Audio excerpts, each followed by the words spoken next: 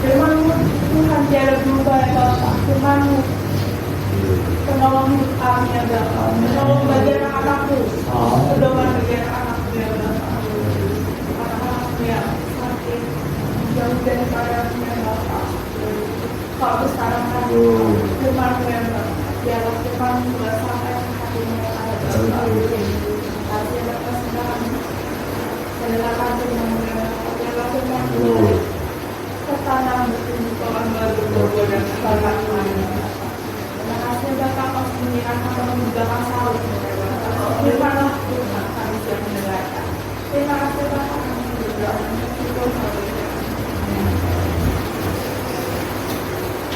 silakan duduk. Puji nama Tuhan. Pada jam saat ini kita boleh kembali bersama-sama belajar dengan firman Tuhan. Saudara, di mana pada jam saat ini saya yakin dan percaya kita semua sudah mandi, amin. Pada segar mukanya. Kenapa?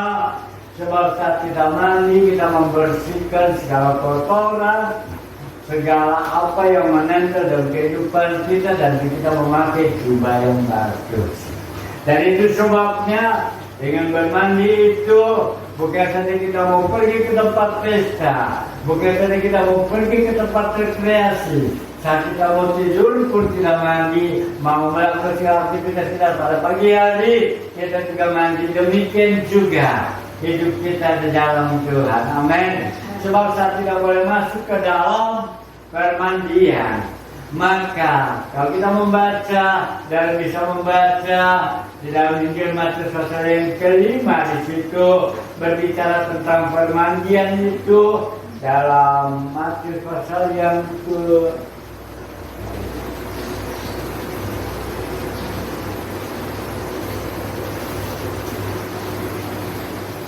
dalam Injil Matius pasal yang ketiga ayat yang ke-15 kita bisa belajar itu kenapa kita perlu mandi. Dan tentu saja mandi yang dimaksud daripada Tuhan Yesus itulah yang Tuhan inginkan. Dan baptisan secara apa?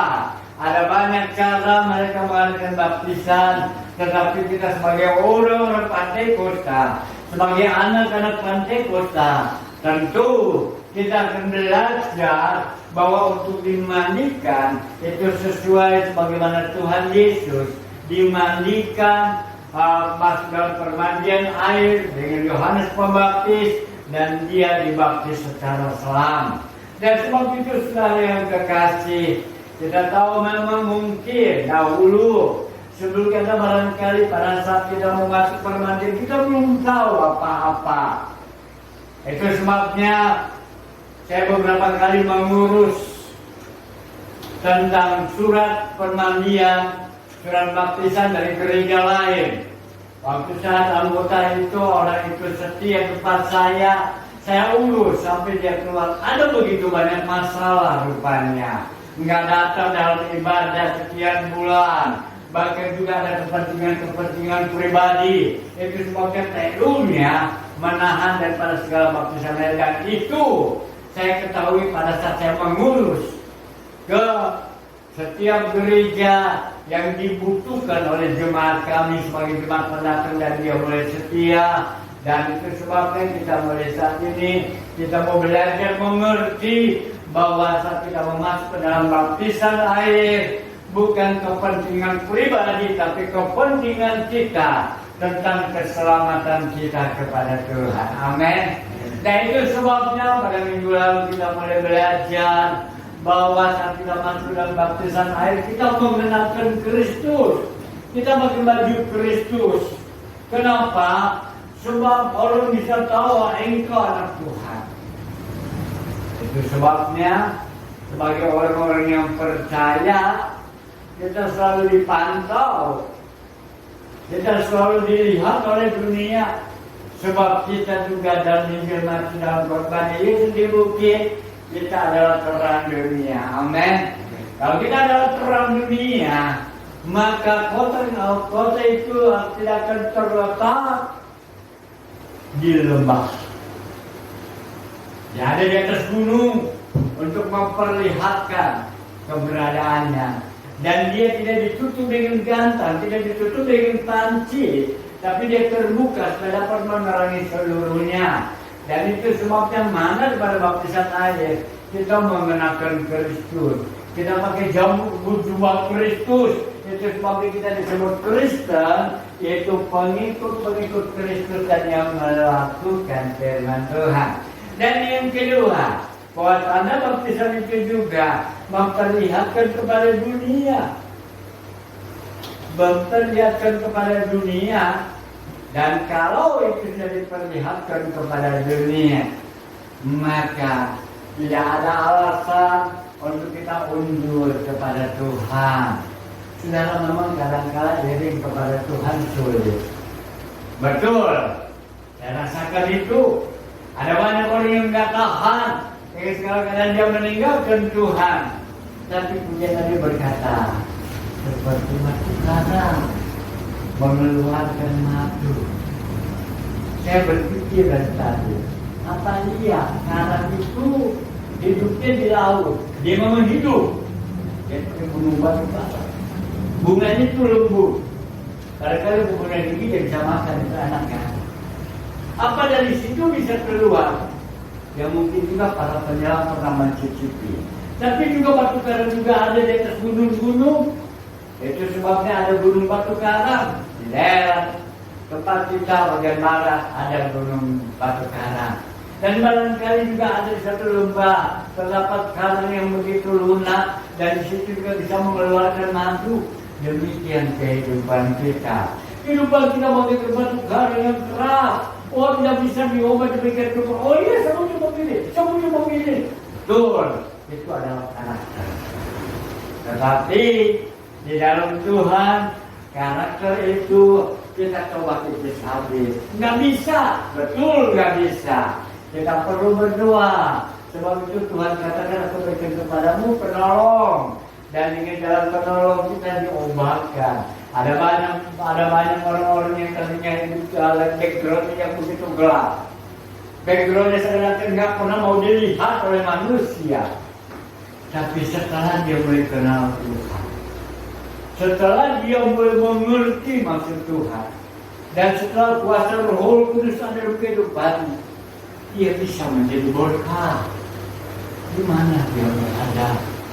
Bahkan juga mereka yang tadinya napi dan BNN sekarang sudah balik bertobat dan mereka seringkali berbicara bahwa hidup di dalam Yesus nggak perlu itu namanya obat-obat Yesus untuk memberikan dia kemampuan.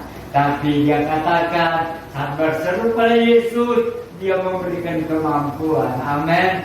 Nah itu sebabnya dia dalam kehidupan kita juga. Kehidupan yang keras ini kita nggak bisa ubah, nggak bisa. Tetapi dengan pertolongan kuasa Tuhan kita boleh diobatkan sehingga boleh menjadi berkat. Begitu manis bagi dunia ini. Sebab itu baikkan keempat kita melihat bahwa kalau ketiga telah menjadi materai, sebagaimana dalam 2 Timotius 1:19 dikatakan. Coba kita baca 2 Timotius pasal yang kedua ayat yang ke-19.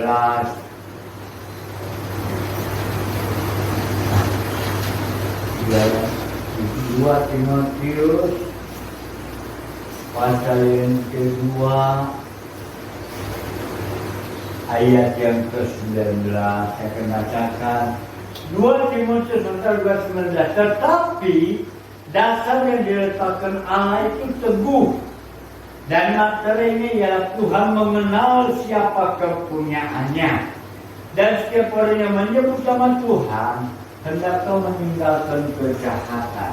Materai, sebagaimana uang yang dipergunakan untuk belanja dalam segala semua dalam negara, maka uang itu dikeluarkan oleh negara. Demikian juga materai itu dikeluarkan oleh negara. Nggak peduli berapa nilainya. Kalau sekarang sudah materainya 10.000 ya ini ya. 10.000, 6.000 udah nggak berlaku lagi. Tapi bagaimana dengan surat kekayaan saya? Nilainya hanya 10 sen. Apakah itu berlaku pada saat itu? Dan demikian juga dalam kehidupan kita. Materai yang bergunakan di dalam kehidupan kita, itu adalah produknya Allah. Amin. Produk Allah itu dalam manusia. Dan itu sebabnya dalam Matius 13 dikatakan bahwa itu bahwa kita semua coba kita baca ulang. Efesus pertama ayat 13. Siapa sudah dapat coba tolong bacakan? Efesus yang pertama ayat 13. Siapa sudah dapat tolong bacakan?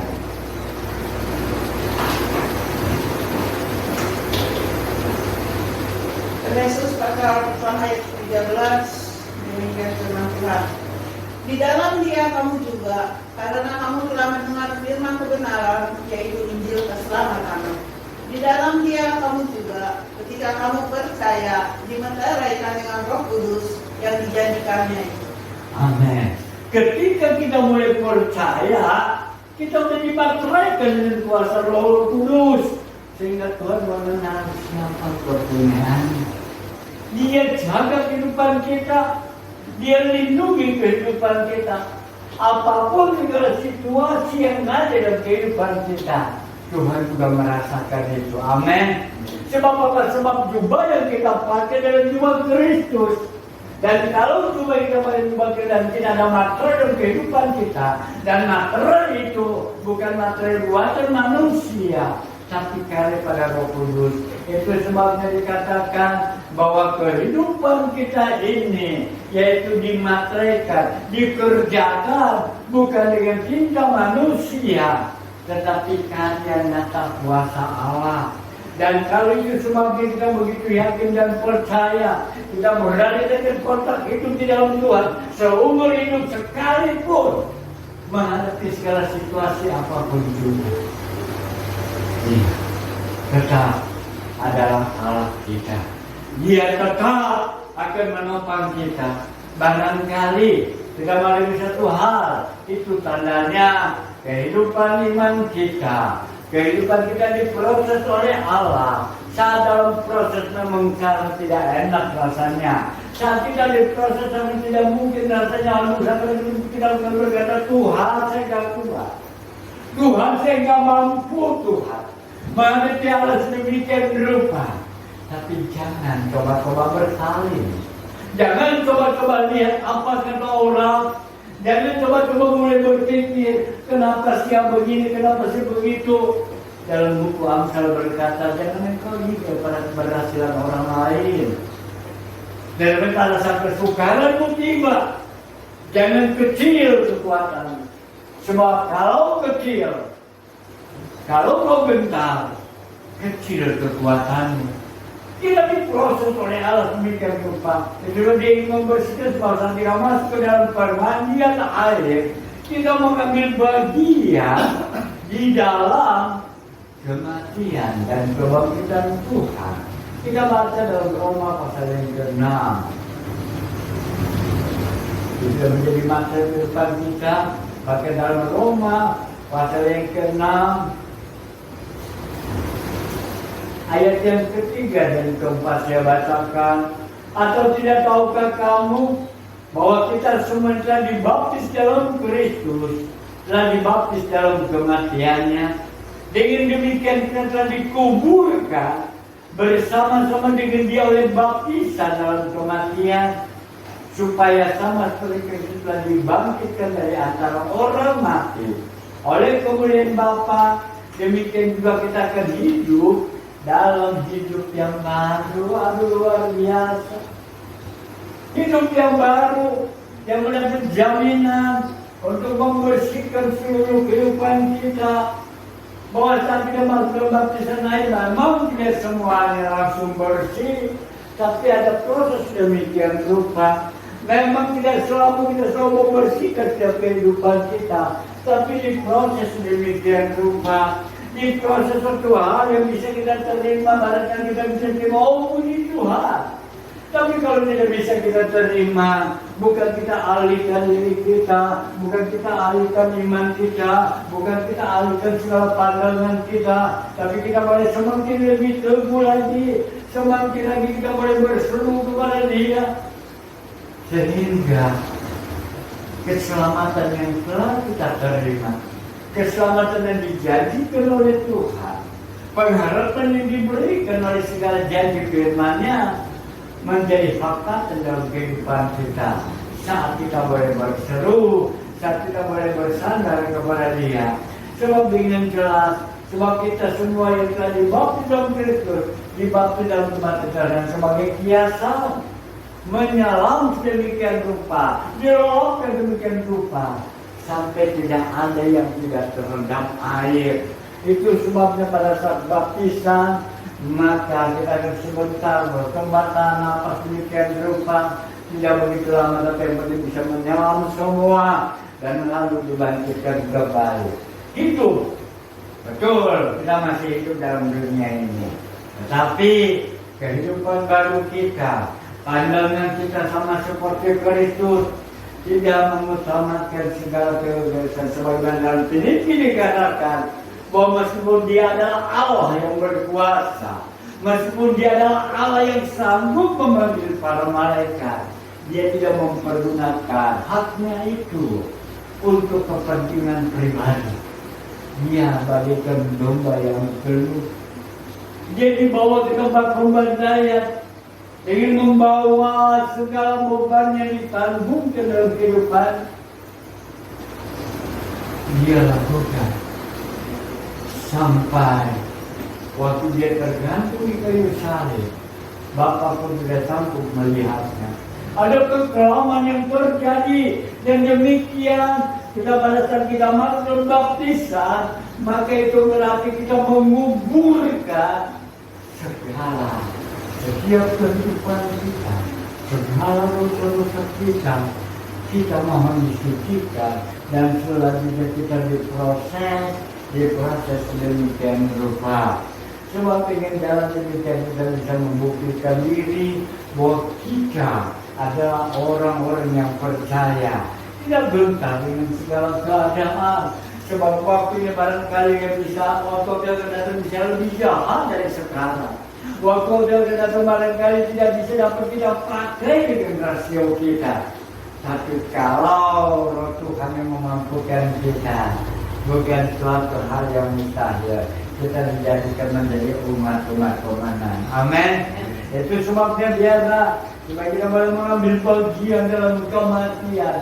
Dia diri kehidupan kita barangkali tidak dihargai, tidak peduli, tidak dihargai bagi dunia, tapi ya Bapa menghargai kehidupan kita.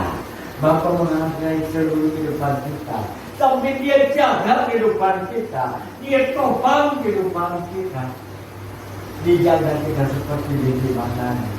Tidak ada Allah lain yang berani berkata sedemikian rupa, tapi Allah. Allahnya Abraham, Allahnya Ishak, dan Allahnya Yakub, dan Allah kita sembah yang kita kenal melalui Tuhan Yesus. Maka Dia kenal. Sebab apa? Sebab berapa kali Allah ingin menyelamatkan manusia, berapa kali Allah mencoba dengan caranya supaya manusia bisa dibenarkan sebelum hukum Torah. Mereka dibenarkan melalui kehidupannya. Melalui kehidupannya, dia benar atau tidak. Kalau dia benar, dia akan dibenarkan. Tapi setelah ada hukum Torah, 1400 tahun sebelum Tuhan lahir ke dunia, bahwa di situ umat Israel keluar dari Mesir, maka hukum Torah diturunkan. Dan kalau hukum Torah diturunkan, mereka melakukan hukum Torah.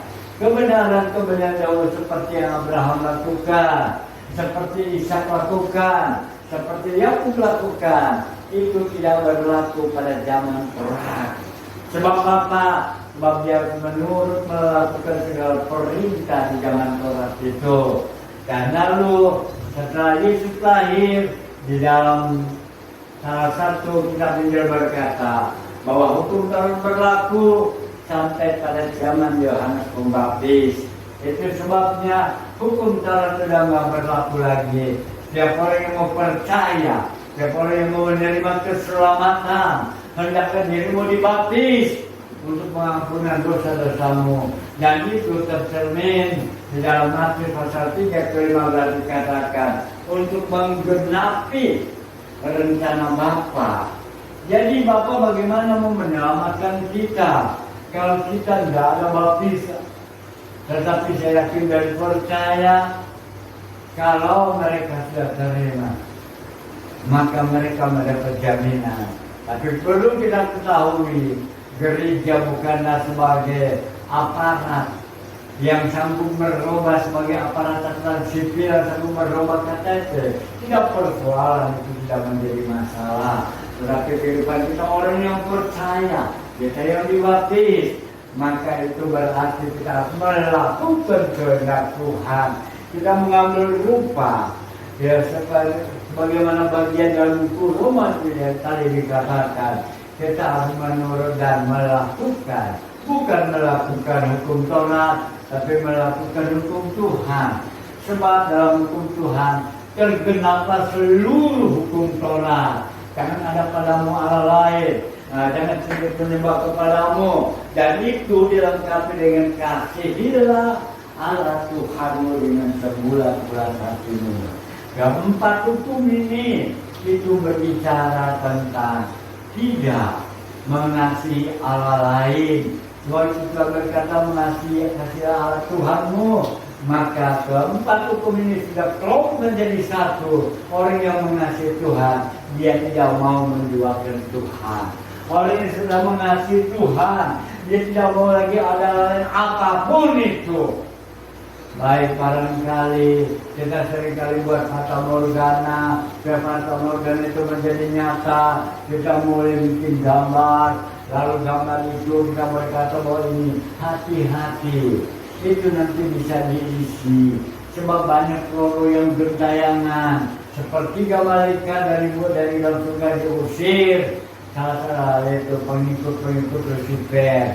Jadi apapun yang kita sembah itu bisa diisi. Tapi kita dengan fokus. Sebab itu dengan mata yang merah kalau kita berdoa katanya. Kita ada melihat apa yang kelihatan. Kita sungguh-sungguh kita hanya menyembah kepada Tuhan. Sebagaimana dalam Yohanes pasal yang keempat dikatakan, kalau kamu menyembah apa yang tidak kamu kenal, kami menyembah apa yang kenal, kami menyembah apa yang kami kenal, dan kami menyembah nggak harus pergi ke satu tempat ini dan itu, tetapi dengan hati yang sungguh-sungguh menyembah diri mana kita merasa kita selalu menyembah kepada Tuhan. Yang selalu mengagungkan Tuhan. Dalam pada siang bekerja, kita tetap bekerja. Kita tidak ubahnya seperti orang dunia. Tetapi yang menjadi perbedaannya, kita adalah orang yang mengaminkan perkataan Tuhan, yang selalu mengenalkan perkataan Kristus dan mengambil rupa serupa dengan Dia. Bahkan juga yang kelima, kita lihat apa itu maknanya. Kita akan membaca dalam Kolose pasal yang kedua. Kolose pasal yang kedua ayat yang ke-11 dan ke-12 dikatakan, di dalam Dia kamu telah disunat bukan dengan sunat yang dilakukan oleh manusia, tapi dengan sunat Kristus terdiri dari penanggalan tubuh yang berdosa. Karena dengan Dia kamu dikuburkan dalam baptisan, dan dalam Dia kamu turut dibangkitkan juga oleh kepercayaan pada kerja kuasa Allah yang telah membangkitkan Dia dari orang mati. Itu berarti ada sunat rohani. Sunat rohani ini semua orang, pria dan wanita, lelaki perempuan semua sama. Dengan karena demikian kita penanggalan dan pada segala hukum, penanggalan dan segala pemikiran-pemikiran yang tidak diperkenal Tuhan dipenggal, dibuang jauh-jauh dan jangan diingat-ingat lagi.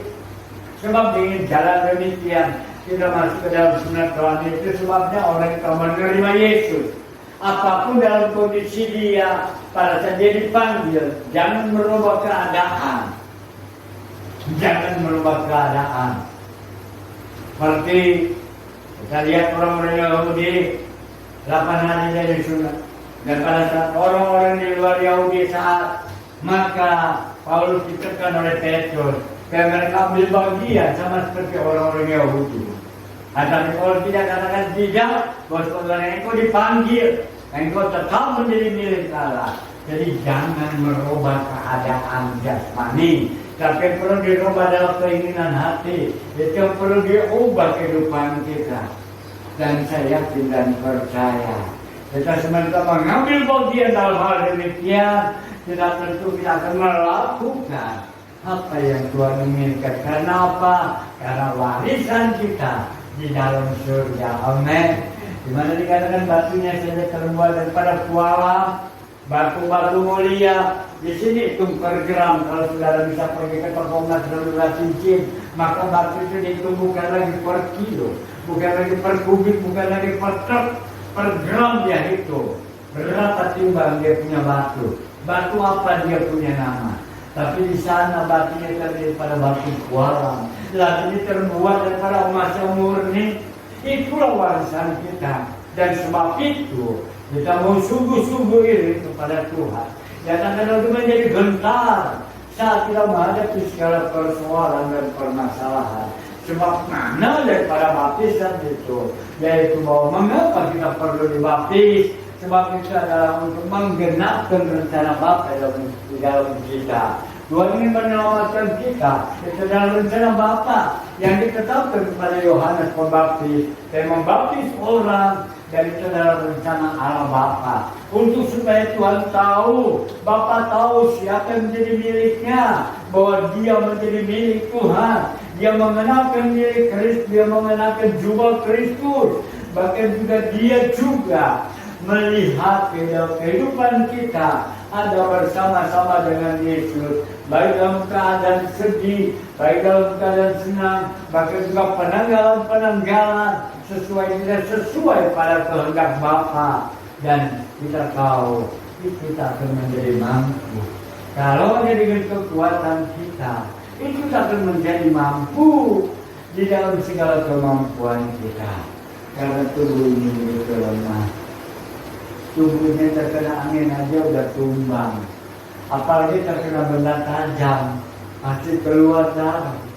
Tetapi kalau kita bersandar kepada Tuhan, maka Dia memampukan kita. Kita bisa bertahan bagaimanapun segala kondisi kita. Sebab sebagaimana firman Tuhan kepada setan waktu setan mau mencoba Ayub, Tuhan dan ingat jiwanya takut. Demikian kita. Saudara dan saya menjadi milik Tuhan. Tidak ada yang berani coba putih. Tidak ada yang berani coba senggol kehidupan kita. Jadi kalau di situ kehidupan kita udah biarin ada cuekin aja. Dan kita punya hati, harus hati yang penuh dengan pengampunan. Amin. Itu cara memberat. Tapi itulah yang harus kita lakukan. Kalau kita menerima segala janji Allah. Sebab dengan iman kita beroleh jalan masuk dalam hukum Roma. Dengan iman kita bisa masuk dalam kerajaan Allah. Kita bisa menerima warisan itu. Jadi sebab itu kamu berusaha.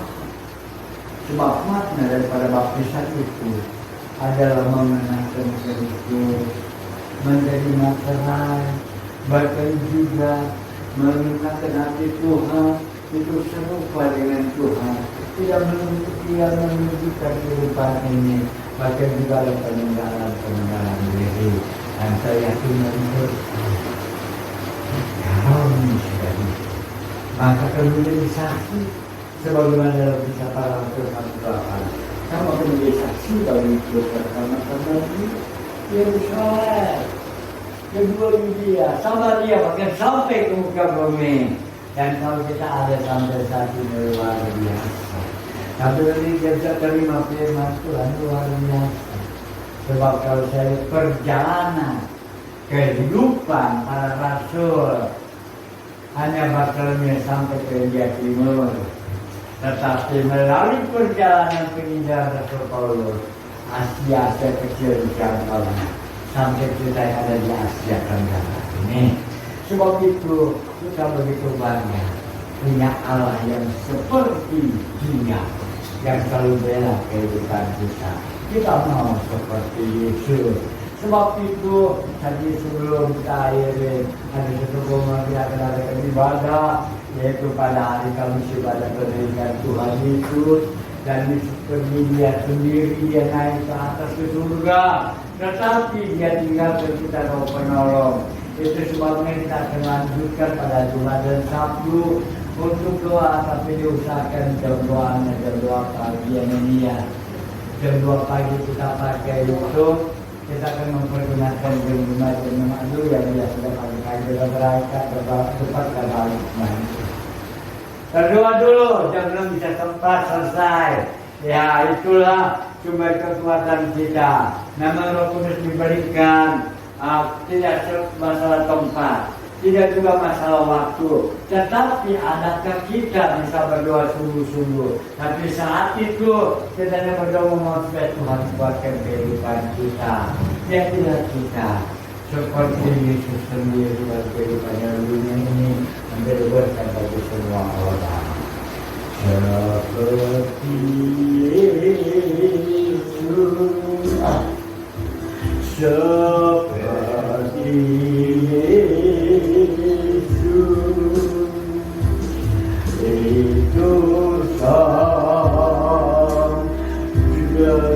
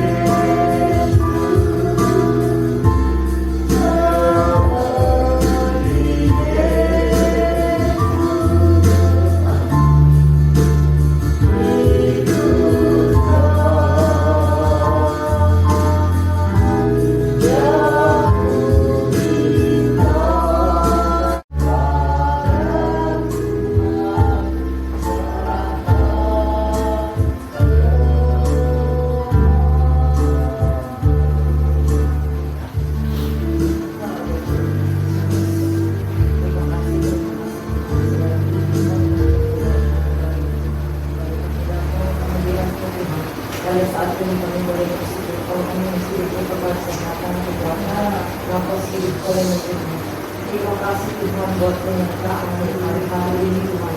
Terima kasih buat perawatan yang tidak diakhiri pada Tuhan. Itu sudah melalui ibadahkan.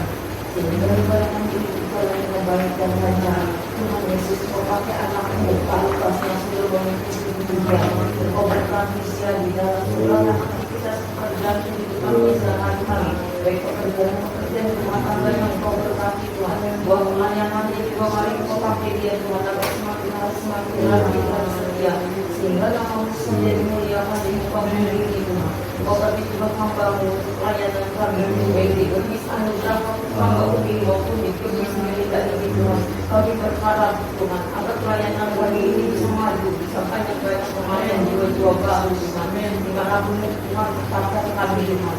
Terima kasih Tuhan. Kami juga sudah memuji dan memuliakan nama-Mu Tuhan. Kami percaya hanya puji-pujian yang kami berikan dapat menyenangkan hati Engkau.